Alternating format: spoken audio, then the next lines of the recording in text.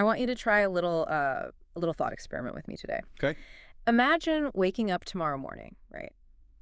Your alarm goes off, you open your eyes, and you realize that this massive invisible weight has just completely vanished from your chest. I think we'd all love that. Right, like you have absolutely zero survival anxiety. I'm talking no rent, no mortgage hovering over your head. Oh, wow. No grocery bills to, mentally budget for while you're standing in the aisle holding a box of cereal. Yeah. No health insurance premiums, no copays, and absolutely no need to meticulously squirrel away a portion of every single paycheck for your retirement. Which is basically what we all spend our lives doing. Exactly. You just wake up, and your physical existence on this planet is entirely guaranteed from today until the day you die. It's genuinely difficult to even conceptualize, isn't it? It really is. Because as a species, I mean, our brains are hardwired for that underlying hum of resource scarcity. It's this evolutionary holdover.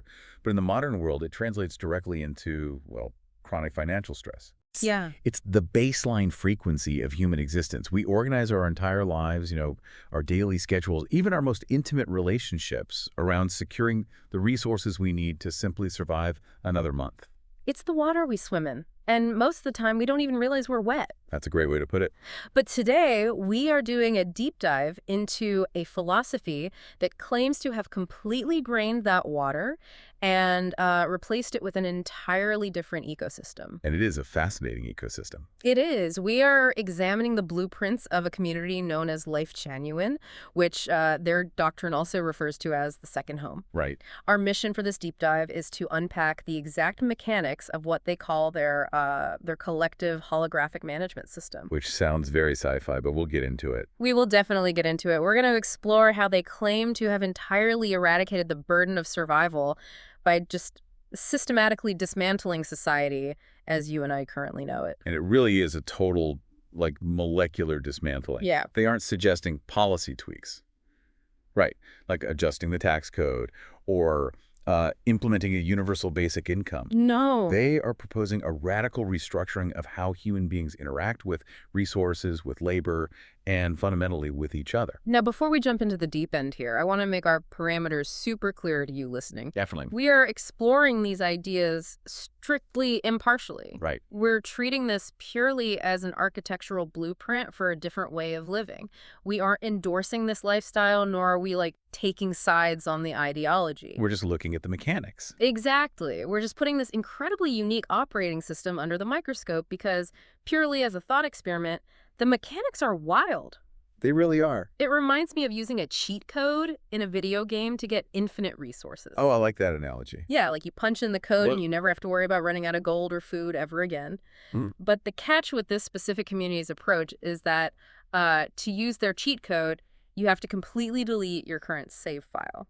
Yes. And start playing a totally different game from scratch. That is the perfect framework. You absolutely cannot bring the rules of the old game into this new system. Right.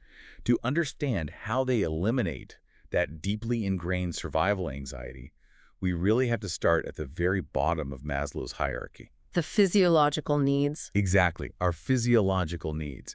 If you completely remove money from the equation, how do you physically survive the day? Well, the operational blueprint handles this through a mechanism called unified collective provision. Unified collective provision. Yeah. The community itself takes absolute centralized responsibility for what they categorize as the 6 essentials for every single member. Okay. Those essentials are food, clothing, shelter, transportation, healthcare. And this one actually stopped me in my tracks: death. Right, death. Meaning they cover all funeral and end-of-life logistics. Which is incredibly comprehensive. Yeah, paying to die is such a wild concept anyway, right? It really is. But this covers you from the moment you step foot inside the community to the moment you leave this earth. Wow. Think about the physiological toll of financial anxiety for a second. Right. There is this constant drip of cortisol in our systems because we are individually responsible for all 6 of those essentials. Yeah, totally. One bad month can ruin you. Exactly. A medical emergency or a sudden job loss can ruin a person. By shifting the responsibility of the 6 essentials entirely to the collective, the system just neutralizes that cortisol drip. And when they use the word provision, they mean there are absolutely zero personal expenses. None. You don't pay rent, you don't have utility bills, you don't like scan a card at a cafeteria. Right. The guiding economic principle they operate under is owning nothing but possessing everything. All material resources are just pooled and shared across the board. And this is a radical pivot Yeah. from an individual survival model to a collective one. Yeah. In our standard societal model, the burden of survival rests squarely on your individual shoulders or, perhaps on your immediate family. If you fail, you bear the brunt of that failure. Lifechanyuan's approach completely removes the mechanism of earning a living. You don't earn a living. Your living is just a baseline guarantee. But I have to push back on this a little bit. Sure. Specifically on that catchy phrase, owning nothing but possessing everything. Okay. Because when I hear that, it sounds an awful lot like living in an all-inclusive luxury hotel. I can see that. You don't own the bed, but you get to sleep in it. You don't own the kitchen, but the buffet is always stocked. Right. Doesn't owning absolutely nothing just replace financial anxiety with an absolute terrifying dependency on the collective? That's a very fair question. Like, if you don't own the shoes on your feet or the roof over your head, you are entirely reliant on this system functioning perfectly forever. That is the exact friction point. Yeah. And it's a massive psychological hurdle for anyone looking at this system from the outside. Yeah, it has to be. You are undeniably trading personal independence for absolute security. But the philosophy of the second home argues that the independence you and I cling to in the outside world is actually an illusion. Wait, how so? Well, they argue that in the traditional world, you are already entirely dependent. Okay. You're dependent on your employer not laying you off. True. You're dependent on the stock market not crashing and wiping out your 401k, Uh-huh. on the banking system, on global supply chains, on interest rates. Okay, I see what you mean. You are constantly at the mercy of massive, volatile systems that are much larger than yourself, but you still carry the crushing individual stress of managing it all. Wow. Yeah, that's a really good point. Their collective model removes that illusion of individual control, but in exchange, it guarantees the outcome. You trade the illusion of independence for the reality of survival. Okay, so if we assume the system works, right, and you successfully decouple physical survival from money, what happens next? Well, this is where it gets really interesting. Yeah, because the blueprints show that once the physical needs are secured, the next logical step for this community is to target the social structures that human beings have built specifically to guard resources. Exactly. And the biggest, most fortified structure of all, the nuclear family. This is where the paradigm shift becomes incredibly provocative. Yeah, it is. The Lifechanyuan philosophy identifies the traditional family not as a warm, fuzzy sanctuary, but as the primary engine of survival pressure. They systematically dissolve the traditional family unit to redistribute its burdens. Yes. The way I visualize it is like they looked at the traditional family like an outdated, bloated corporate structure that was just highly inefficient at distributing resources and emotional labor, and they just aggressively downsized it. That corporate analogy is spot on. I mean, think about the family unit historically, especially after the Industrial Revolution. Right. It is, at its core, an economic engine.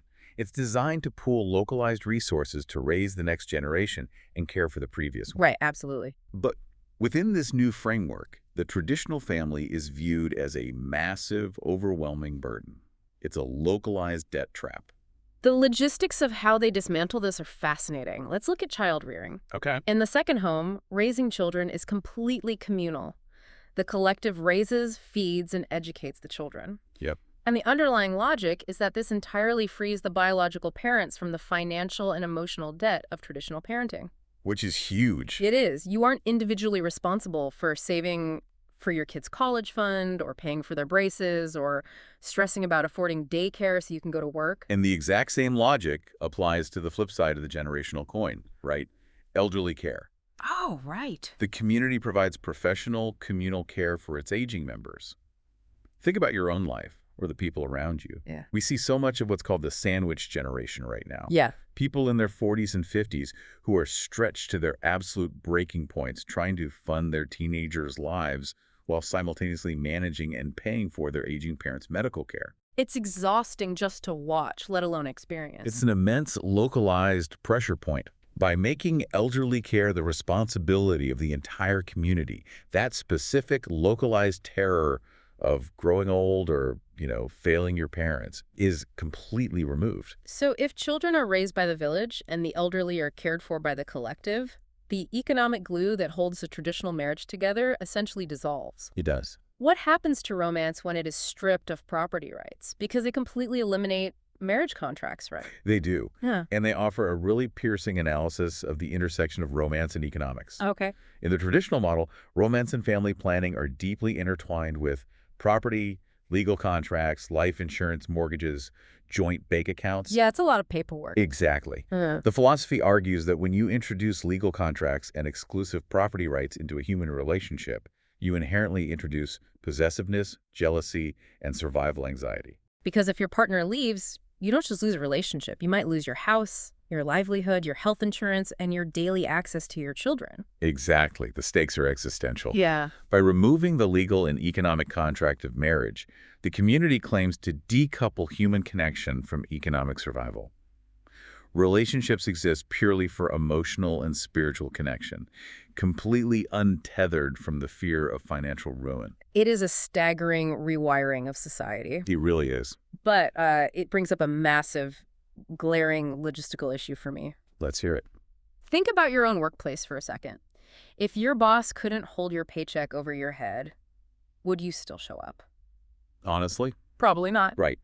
If you aren't working to feed your kids, if you aren't paying off a 30-year mortgage with a spouse, and if you aren't trying to build a nest egg for your aging parents, why would you ever get out of bed to go to work? Yeah. How does anything actually get done in this community if the metaphorical survival gun is no longer pointed at everyone's head? That is the multi-million-dollar question for literally any utopian framework. Seriously. If you remove the stick, how on earth do you design a carrot that actually works? Right. The second home attempts to solve this by completely gamifying labor. They transform labor from a means to an end, meaning working for money, into what they frame as games and a form of devotion. Right. The system dictates that tasks are self-selected based on interest and skill. Yep. If you find joy in gardening, you garden. If you enjoy cooking, you cook. And here is where we finally get to that phrase from the intro, the collective holographic management system. Yes, let's unpack that. Because the workplaces themselves have no bosses, no supervisors, no middle management. Right. Let's look at that term, holographic management. Think of a literal hologram. Okay. If you take a holographic image and cut it in half, each individual piece still contains the entire picture. Oh, interesting. In this community, the management system works the exact same way. Instead of the top-down hierarchy where a boss holds all the information and dictates orders, Right. it's a decentralized network. So everyone knows everything. Exactly. Every single member has visibility into the complete operational needs of the community. Yeah. They use coordination programs and peer-to-peer communication rather than authoritative commands. Wow. It completely eliminates the psychological stress of workplace hierarchy, competition, and subordination. They call this overarching concept mutual service. Yes. The trivial details of daily survival are supposedly handled incredibly efficiently because people specialize in specific communal roles without someone breathing down their neck. Right. But I have to stop you here. Okay, go for it. I hear all of this, but let's be real. Gamified labor sounds great when we're talking about picking tomatoes or baking bread. Sure. But what happens when no one finds spiritual fulfillment in scrubbing the communal toilets at 4 a.m.? Yeah. Or taking out the trash in the freezing rain? If labor is entirely self-selected, does this philosophy actually explain how they prevent massive resentment from building up? It's a very valid point. Because in the real world, the same three people always end up doing all the dirty work. It's the classic dilemma of communal living, and it's a very fair pushback. How they address this structurally relies on two things: time abundance and the holographic visibility we just talked about. Okay, break that down for me. Well, in the outside world, scrubbing a toilet is miserable because you are already exhausted from a 40-hour work week, commuting and cooking. Right. Your free time is incredibly scarce. But in a system where your basic needs are met, time is abundant. So the friction of the chore is reduced because you aren't sacrificing your only hour of relaxation to do it. Precisely.